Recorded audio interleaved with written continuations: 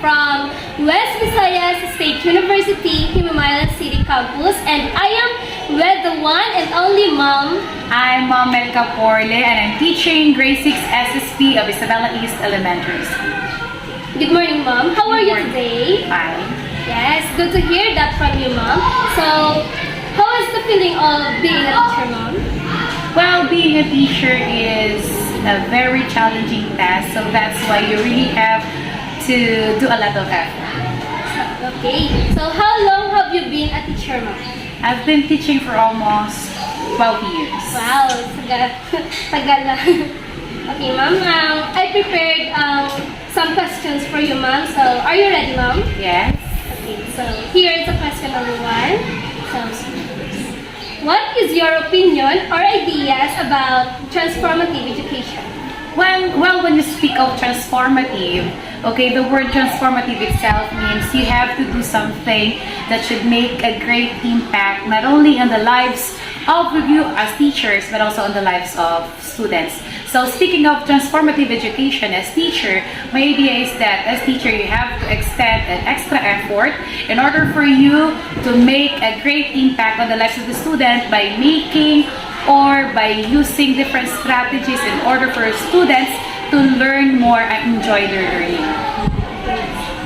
How do you apply transformative in your classroom, ma'am? Well, as what I've said a while ago, it includes thinking of different strategies that would waken and arouse the interest of your pupils. So, if you are teaching, okay, so example, if you're teaching different or 4 subjects in a given class, so as a teacher, you must think of different ways and strategies in order for you to implement those on your pupils so that they will enjoy their learning and somehow they can learn easily and cope up with your lessons.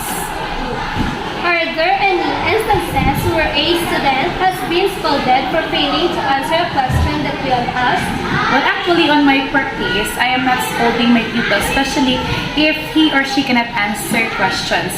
What I am just doing is that I am asking some of their classmates to help them answering the questions or accomplishing the task. The only time I am giving them sanctions, penalties, or scolding them is when they behave, is when they misbehave in my class. Do you allow students to explain their own instead of a culture of the right answer? Yes, of course. As a teacher, you must be well acquainted that not all pupils are good in coping up with their lessons.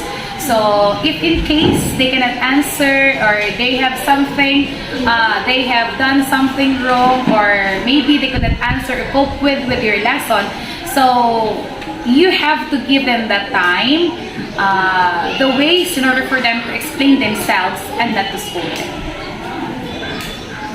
Have you given students a chance to evaluate their classmates' work? Of course. Okay, I'm giving them those chances, especially when checking even their formative test and summative test. I am not doing alone the checking. What I am doing is that I am letting them check and correct the work of their classmate so that somehow they will, as the time they are checking, they can learn as well. How can you create an emotionally safe classroom for your students? Well, specifically as a teacher, from the time that we started opening our classes, okay, my practice is that I'm giving them the rules inside my classroom, the do's and don'ts that they have to do and they have to observe inside the classroom. So emotionally, I have to protect them. So say for example, I am already acquainting them that if their classmate if they are being asked and if their classmate cannot answer, they don't have to bully their classmate. Instead, they have to help them answering. In that way, you can protect the one that is answering correctly or wrongly. You can protect them emotionally. How do you create an intellectually safe environment in a classroom? Well, intellectually. So when you speak of intellectually, that is something, okay, the intellectual right of a person, of a child. So intellectually, I am also orienting them that if they have something to say, if they have something to express, they are free to express this, especially in recitation.